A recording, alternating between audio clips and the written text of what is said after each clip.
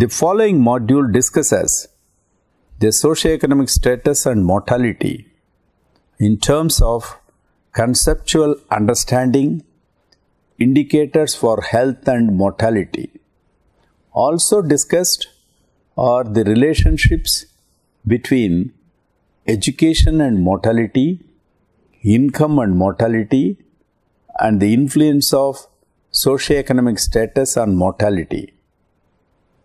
As will be discussed, socioeconomic status has many dimensions, including not just education and income, but also community standing, power, wealth, and other dimensions, and occupation is a widely used indicator wherein further subgroupings are also made for analytical purposes. Analyzing data by socioeconomic status often reveals inequities with regard to access to resources and issues related to privilege, power and control, and higher levels of socioeconomic status are seen to reduce mortality risks through different mechanisms, reducing exposure to factors that lead to morbidity, disability, and mortality. For instance, education has been seen to have an association with mortality levels, particularly child mortality, as education through awareness and knowledge has increased levels of health services utilization and practices, reducing morbidity overall. Income is also seen to have a relationship with mortality levels such that the socio-economic living standards measured at the household or at the aggregate level. In India, all large-scale surveys in recent years, such as the National Family Health Survey (NFHS), the District Level Reproductive and Child Health Survey (RCH), and the National Sample Survey Organization (NSSO) data on morbidity have revealed an inverse relationship between various standard of living indicators and mortality. For instance, a wealth index calculated in National Family Health Survey 3 based on asset and household characteristics show that the lower the wealth quantile, the higher the under 5 mortality. There are other arguments as well which can be understood by going through the module contents that refer to the impact of behaviors and with regard to individual and household level variables as shown through different studies. These determinants can be used towards providing comprehensive, long-term and equity-based public health interventions and immediate infant care programs.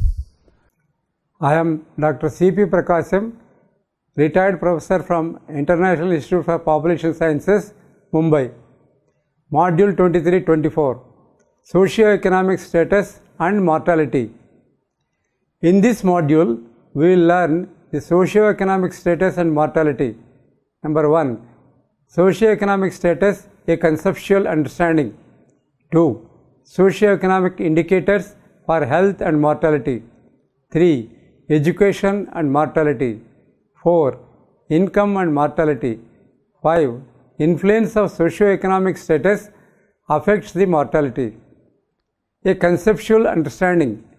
Socioeconomic status, SES, is an economic and sociological combined total measures of a person's work experience and of an individual's or family's economic and social positions in relation to others based on social status, education, income and occupation. Socioeconomic status refers to a classification of an individual, household, or a family according to occupation, income, education, or some other indicators of economic and social status. Socio-economic status often reveals inequalities in access to resources plus issues related to privilege, power, and control. Occupation is the most widely used indicator of status, though it entails the grouping of many diverse occupations into a smaller number of broad categories for the purpose of analysis. Socioeconomic status has various dimensions, including not only education and income, but also community standing, power, and wealth. Higher level of ACS can reduce mortality risk through a number of mechanisms in variety of institutions and for numerous causes of death. Adler et al. 1994. High ACS often reduces exposure to factors that leads to morbidity, disability, and mortality. For example, individuals with higher income and occupational status often work in jobs that entail little exposure to physically demanding, emotionally stressful, or environmentally unsafe working condition. Monson 1986, and can afford safer housing in less dangerous neighborhood. Robert 1999. Socioeconomic indicators for health and mortality. Studies have shown following socioeconomic indicators interlinked with health and mortality. 1. Poor people die at a greater rate than rich people.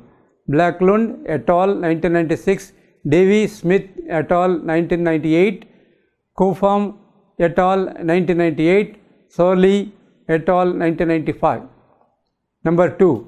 Poorly educated people, illiterate, die at a higher rate than highly educated people. Friedman et al. 1989, Fox and Goldbert 1982, Kunrat and McCabe 1994, Skeletoner 1998, Solid 1995. 3. People from lower socioeconomic classes die at a higher rate than those from high socio classes.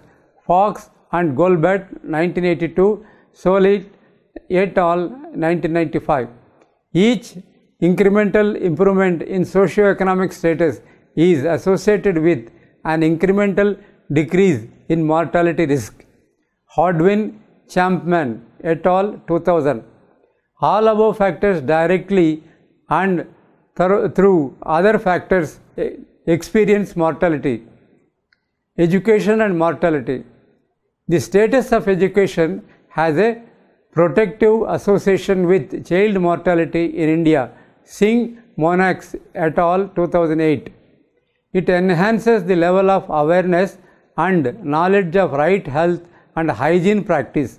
So, education through the path of awareness and knowledge affects the level of health care services utilization with righteous approach and resultant to that control the morbidity status of the household in particular and in the region in general. In case of maternal and child health status, literature has shown that lower level of maternal education were associated with higher maternal and child mortality even amongst women able to access facilities providing intra-preterm care. Bergard 2004, Saffron et al. 2011, Roy and Chavan 2014. As level of education enhances of parents, the infant and child mortality declines, especially the education of mother. Educated mother has better knowledge about to raising and carrying practices of child and even their own health, so she would be much capable of reducing the morbidity status and opt for good health status. Income and mortality. Many studies reveals The relationship between income and mortality.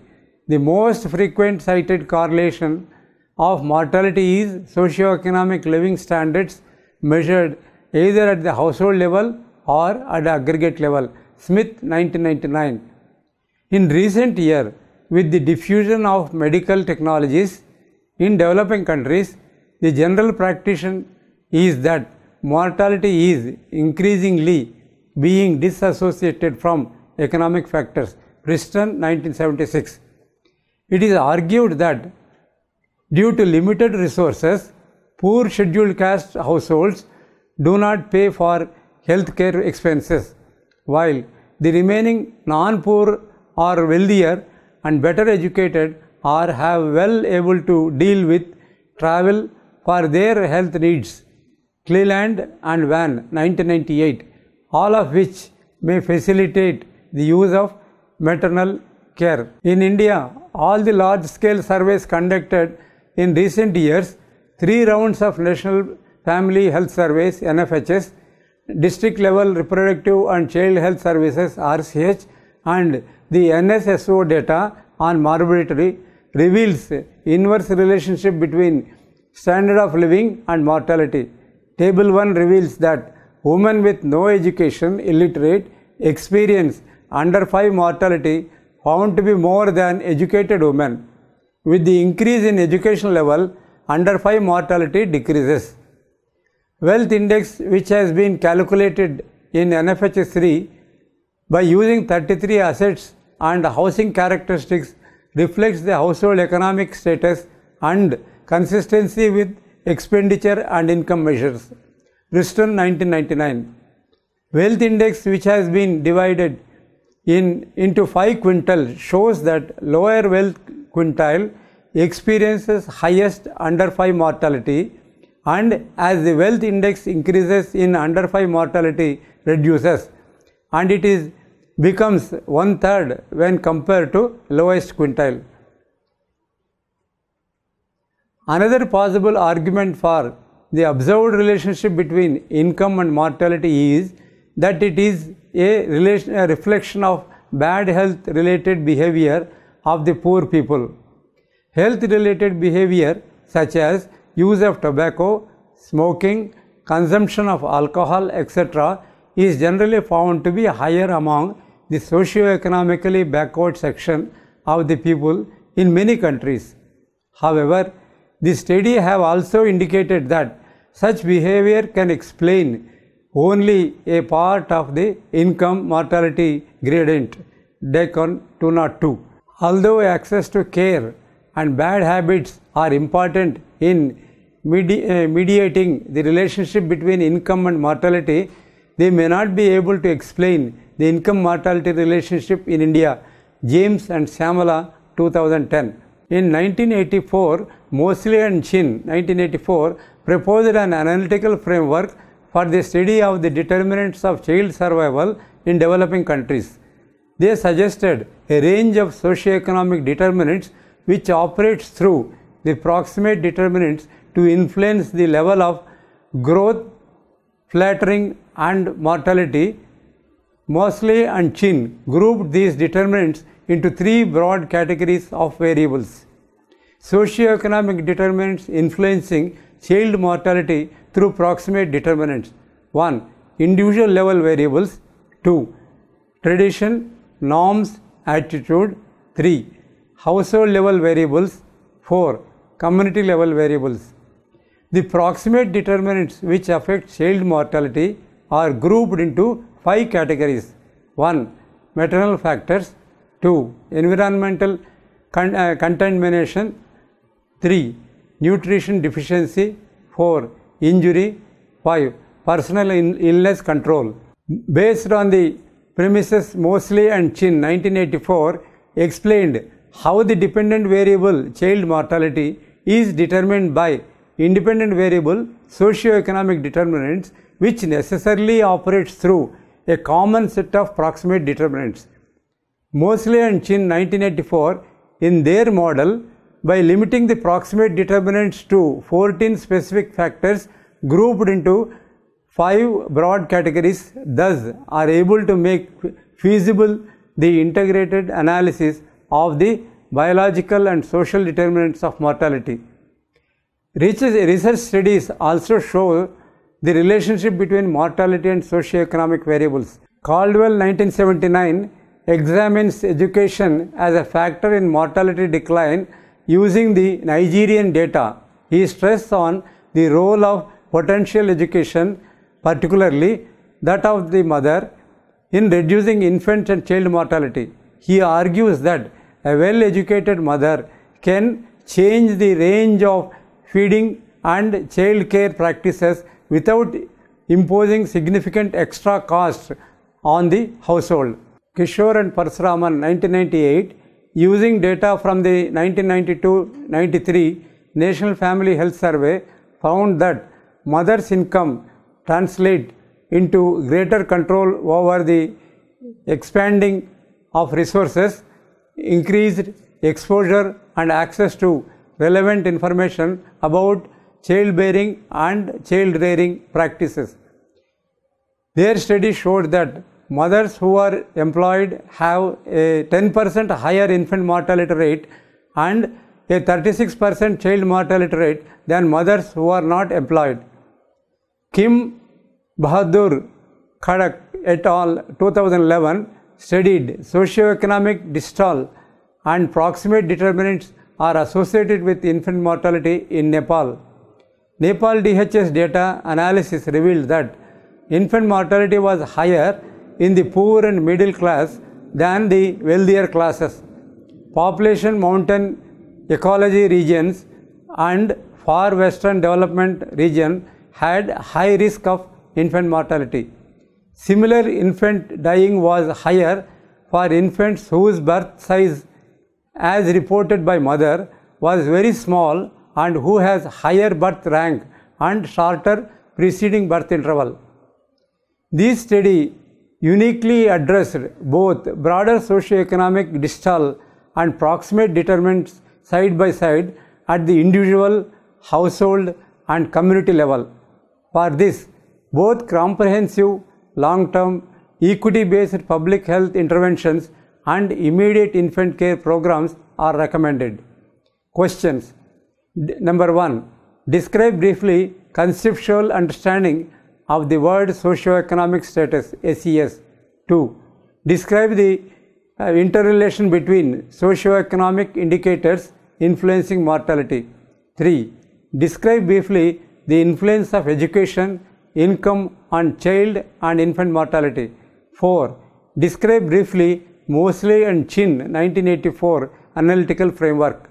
Following are the important references. Thank you very much.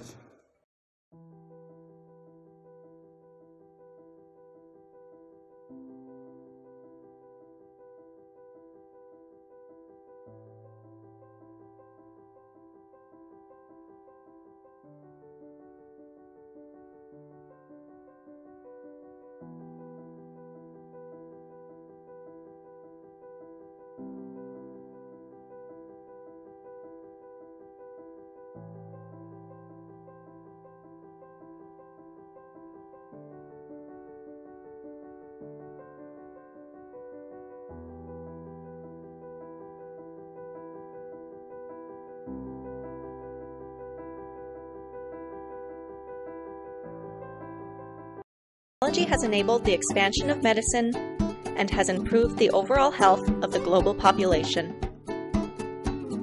However, not all people have the same access to quality health care. Inequalities in health include differences in rates of disease, health outcomes, and access to health care. Often, inequalities in health are the result of social inequalities. Differences in socioeconomic and environmental factors may present barriers to entering the healthcare system, resulting in varying degrees of quality care. It has been shown that wealth is correlated with longevity, indicating a link between socioeconomic status and mortality. Hospitals and treatment centers are now widespread across the developed world. Not everyone can afford treatment. Compounding this issue, detrimental behaviors such as poor diet, inadequate exercise, and smoking are higher in populations with lower socioeconomic status. Furthermore, people of high socioeconomic status generally have better continuity of care, fewer costs of complying with treatment regimens, and more knowledge about their care.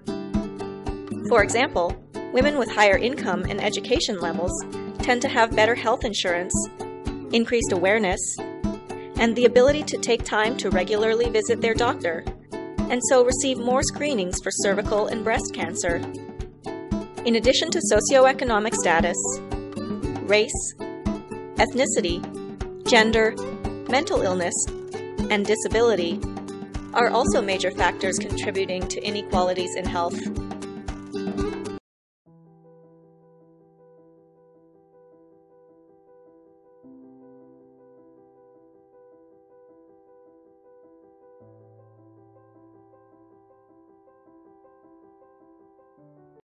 I mean something very simple by productive capacity, which has to do with, let's say, GDP per worker or GDP per capita.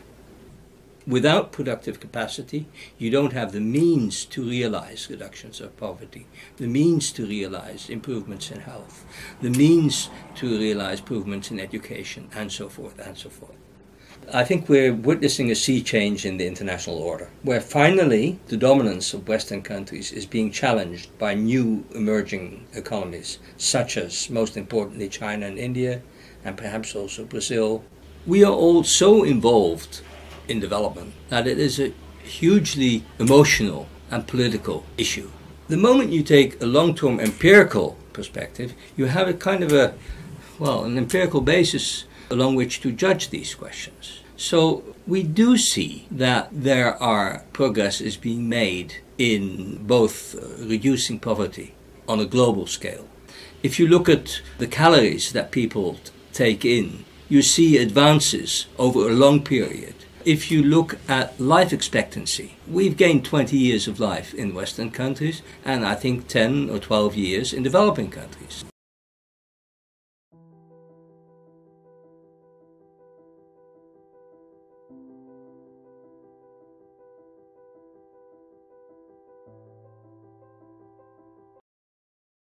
For health, what we really mean is that health is much broader than the mere provision of health services. This is a particularly relevant concept for Gaza, where occupation and closure have impacted health through the influence on the housing situation, the conflict context, the water supply. What we really need to do is, if we want that the people in Gaza can enjoy the full potential of good health, we need to address these broader determinants for health.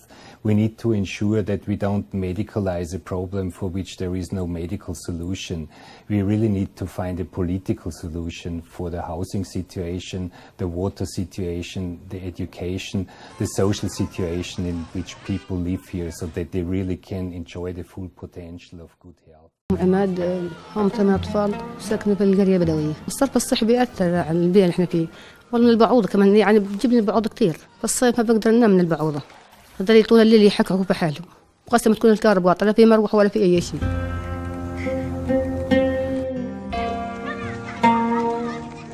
يعني كل ما بناخذ الودي بيسهل بنروح نفحص البراز بيقول لي معاه ديدان، كل من صرفها سبب الصرف الصحي. عنده فقر دم ابن صغير 8 دم، اخر مفحص لقى 8.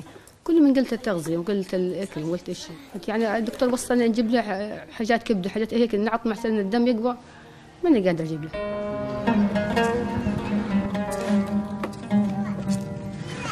أنا إنسان عمري قرب 50 سنة، عطنين عن عمل، يعني إنسان عاطل عن عمل، إيش بيكون يعني حالته، إيش مصدر دخل يخش علي، يعني عمل طبعا هو معش مصاري، يعني بيحاول إنه كله يقدر ما يجيب مش فيش توفير لهم، ما في توفير كيف أجيب لهم إنسان عاطل عن عمل.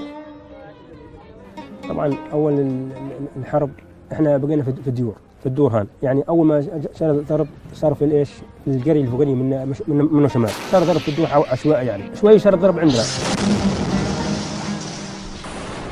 طبعا احنا ايش؟ شردنا المدارس، لما طلعنا المدارس قعدنا 8 شهر، يعني ما قام شهر يعني، رمضان كله، حتى عيدنا العيد في المدارس، يعني ابو الصف قديش بيساعد؟ 50 واحد أو فوق ال 50 مرة في الصف، فوق ال 200 مرة في الصف، نفس الصف، الأولاد والعيال، هذا عنده 10، هذا عنده 10، هذا عنده 20، هذا عنده، يعني كانوا بعضهم أطفال حال مأساة لا تقدر يعني.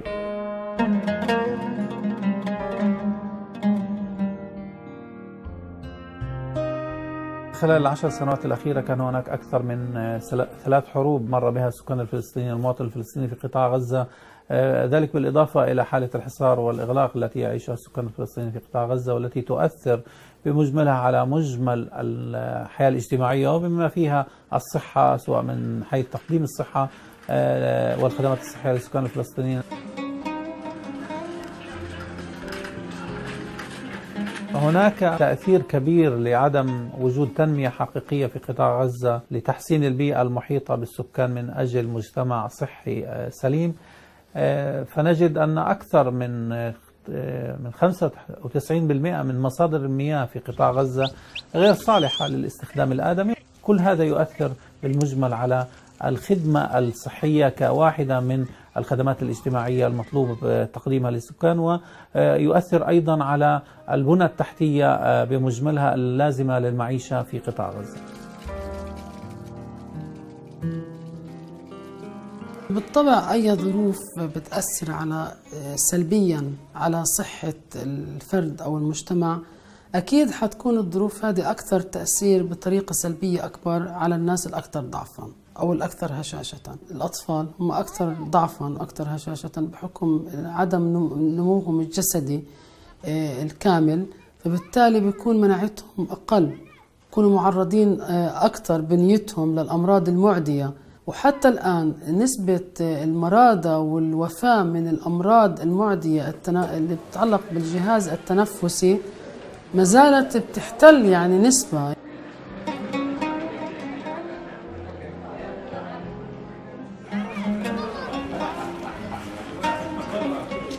كبير في السن، أيضا مناعته أقل، يتعرض لأمراض مزمنة أكثر، فهذا بيزيد من ضعف مناعته، بيزيد من أكثر من قابليته لانتقال العدوى، أيضا من زيادة الأمراض المزمنة عنده مثل أمراض الأجهزة التنفسية والسرطانات بصفة عامة، لأنه مناعته